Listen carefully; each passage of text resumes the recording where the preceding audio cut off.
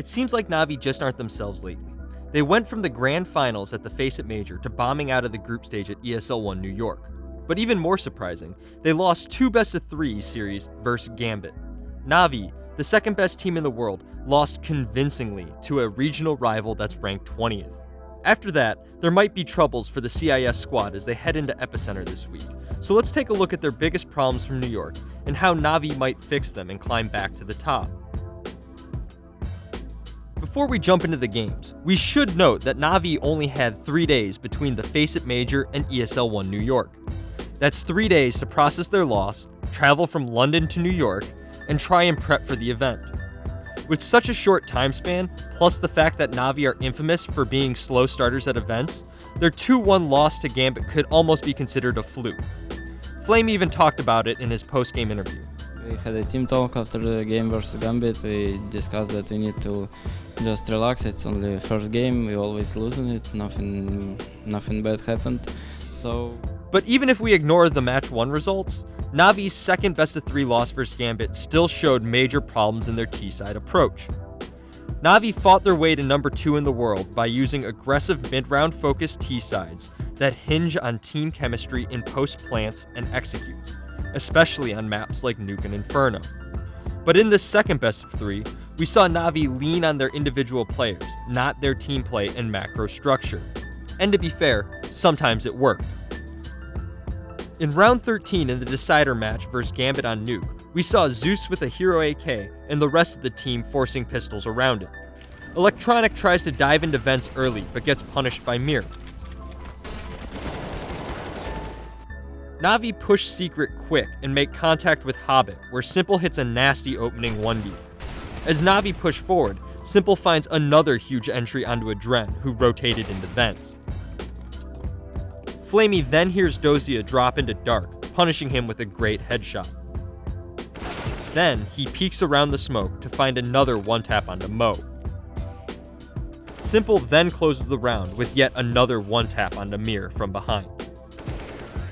The power of players like Simple and Flamey can just take over a round by winning duels through sheer force. Na'Vi pulled the same thing off again in their second game against Gambit on Inferno, where they steal a crazy eco win in the 4th round. Simple hits 3 insane 1-deeks across the map, putting Gambit's economy in a bad place, and allowing Na'Vi to quickly get 3 rounds they otherwise wouldn't have. Na'Vi played some loose individual focus rounds, using Simple to find monster 1-tap entries in isolated duels against the CTs. It looks great. But where Na'Vi really failed was in relying on it for consistent round wins. Giving up team play is dangerous, as we saw in round 7 from the Inferno game. Na'Vi and Gambit are both on full buys. Gambit throw utility deep into Banana early, forcing Zeus to push up to Banana wall, while isolating Electronic by top T ramp. Hobbit and Dozia then push top Banana, finding a pick onto Electronic. Zeus, hesitant to trade, calls for a flash from Simple at bottom of Banana. Zeus doesn't time his peek right, and his team flashed by Simple. Hobbit has no problem cleaning him up, forcing a 3v5, which Gambit easily closes out in the mid-round. Small mistakes like this might not normally cost Na'Vi momentum on their T side, but unfortunately for them, Gambit's CT side pressure was relentless. They force individual duels against Na'Vi, and with little structure to fall back on, Na'Vi's players were just taking duels from disadvantageous positions. Their lack of cohesion left them hanging again in round 12 on the same Inferno game against Gambit.